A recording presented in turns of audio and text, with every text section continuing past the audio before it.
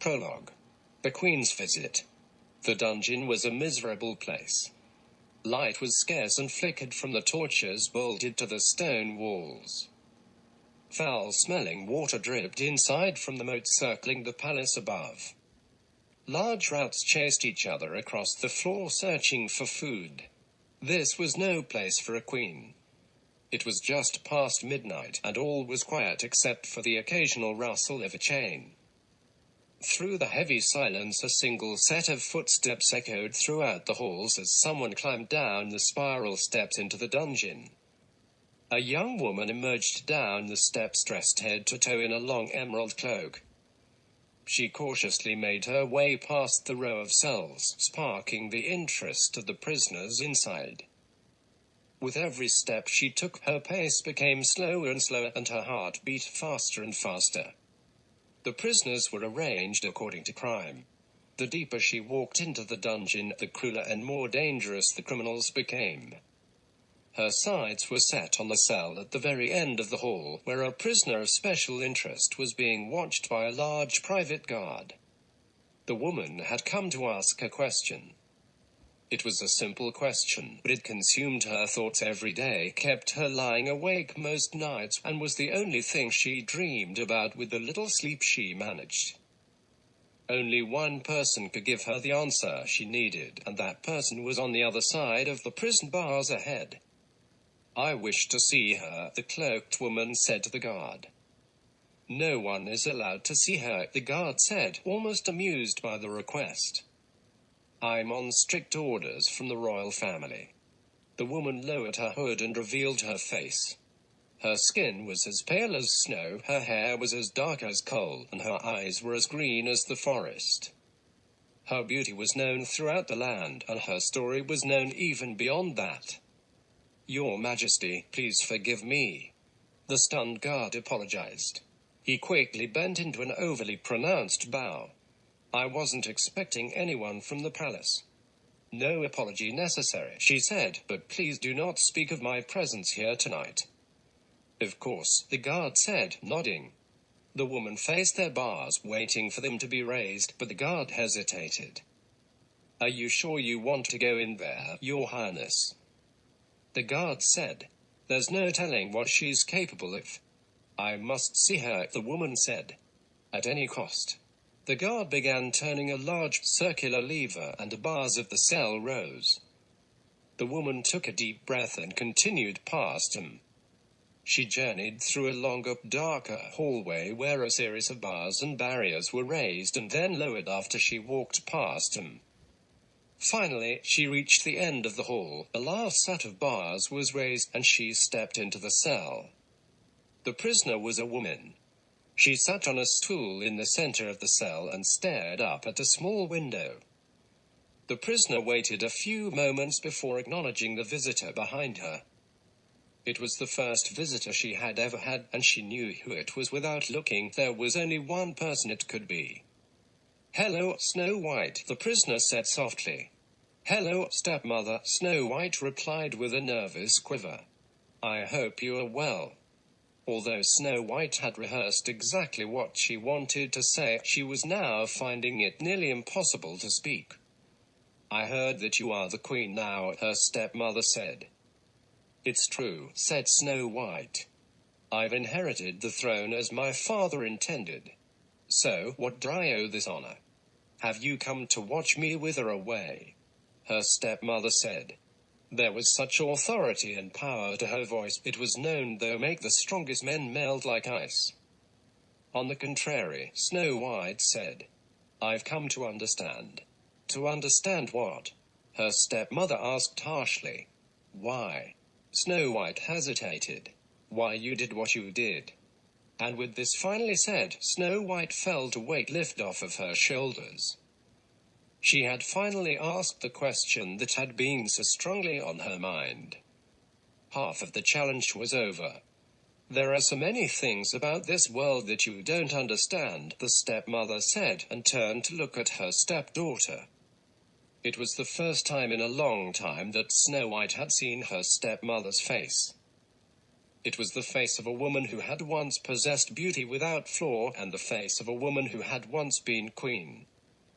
Now, the woman sitting before her was just a prisoner whose looks had faded into a permanent, sorrowful scowl. "That it may be," Snow White said. "But can you blame me for trying to find some sort of reason behind your actions?" The recent years of Snow White's life had become the most scandalous of the kingdom's royal history. Everyone knew the story of the fair princess who'd taken refuge with the 7 dwarfs while hiding from her jealous stepmother. Everyone knew of the infamous poisoned apple and the dashing prince who had saved Snow White from a false death. The story was simple, but the aftermath was not.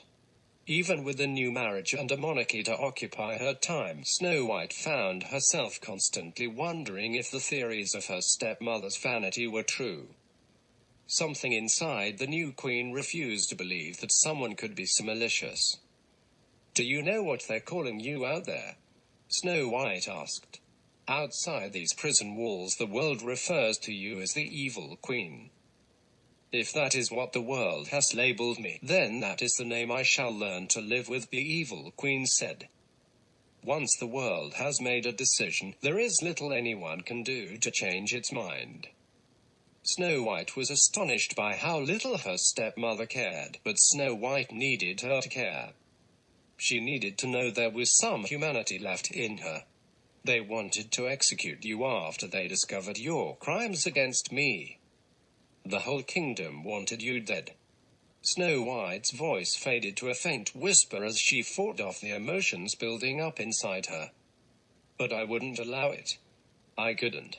Am I supposed to thank you for sparing me?" The evil queen asked. "If you expect someone to fall at your feet and express gratitude, you've come to the wrong cell. I didn't do it for you. I did it for myself," Snow White said. "Like it or not, you are the only mother I have ever known. I refuse to believe that you are the soulless monster the rest of the world claims you to be. Whether it's true or not, I believe there is a heart deep down inside of you." Tears rolled down Snow White's pale face. She had promised herself she would stay strong, but she had lost control of her emotions once she was in her stepmother's presence. "Then I'm afraid you're wrong," the evil queen said. "The only soul I've ever had died a long time ago, and the only heart you'll find in my possession is a heart of stone." The evil queen did indeed have a heart of stone, but not inside her. A rock in the shape and size of a human heart was on a small table in the corner of the cell. It was the only item the evil queen had been permitted to keep when she was arrested. Snow White recognized the stone from her childhood. It had always been very precious to her stepmother, and the evil queen had never let it out of her sight. Snow White had never been allowed to touch it or hold it, but nothing was stopping her now.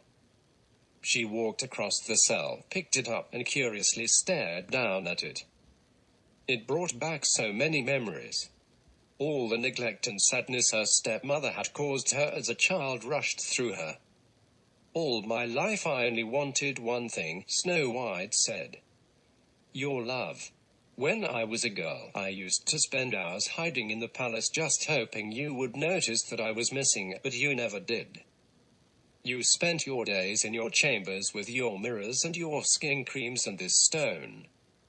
You spent more time with strangers with anti-aging methods than you did with your own daughter.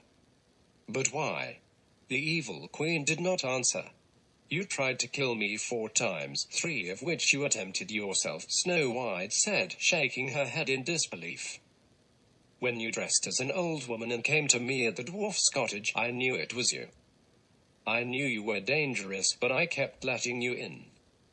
I kept hoping that you would change. I let you harm me." Snow White had never confessed this to anyone, and she couldn't help but bury her face in the palms of her hands and cry after saying it. "You think you know heartbreak?" The evil queen said so sharply that it startled her stepdaughter. "You know nothing of pain. You never received affection from me, but from the moment you were born you were loved by the whole kingdom. Others, however, not so fortunate. Others, Snow White, sometimes have the only loves they've ever known taken from them. Snow White didn't know what to say. What love was she referring to? Are you speaking of my father? Snow White asked. The evil queen closed her eyes and shook her head.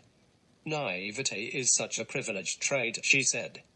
Believe it or not, Snow White, I had my own life before I came into yours. Snow White grew quiet and slightly ashamed.